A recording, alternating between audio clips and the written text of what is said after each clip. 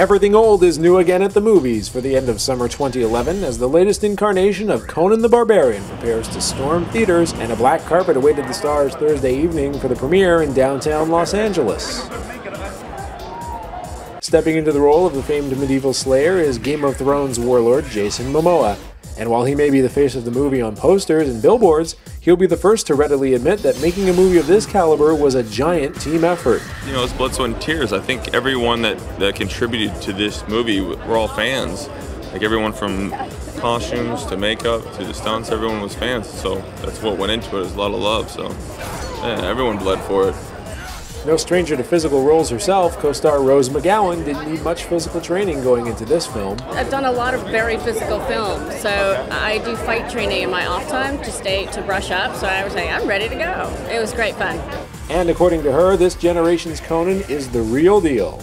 This Jason, he holds up to the Arnold, doesn't he? Oh, I think he takes it. I mean, the thing is, Robert E. Howard wrote this in the 20s, and Jason looks like he stepped right out of the pages, you know, of the Robert E. Howard vision. And that, I think, holds up more than kind of a campy 80s movie.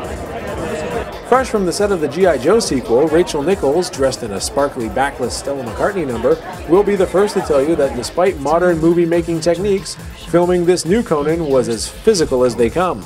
Total physical contact going on. Total physical contact going on. You know, there was nowhere near the amount of green screen that we did in, you know, a G.I. Joe or a Star Trek, and the cave is real. There was some green screen, obviously, when I'm strapped to a wheel, sort of spiraling down. I mean, I wasn't actually strapped to a wheel, spiraling down into infinity, but you know, Bulgaria, although not necessarily a vacation destination, was a great place to shoot the film because they have this landscape that was very appropriate for something like a Conan.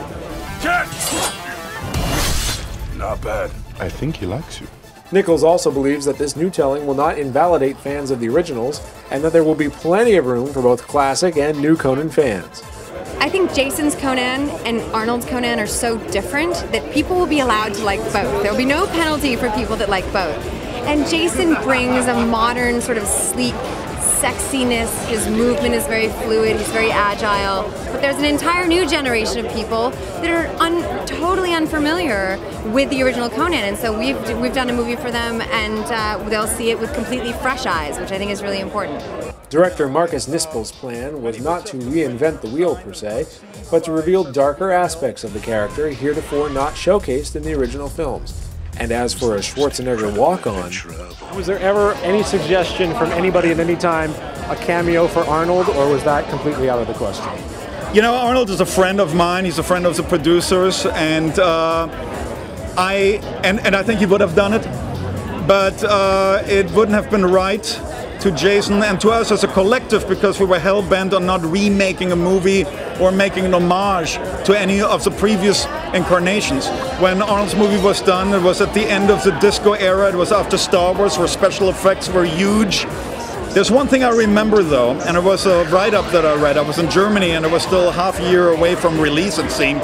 Milius's Conan, Star Wars by a sociopath. And I thought, like, wow, I wish one day somebody will say that about something I do.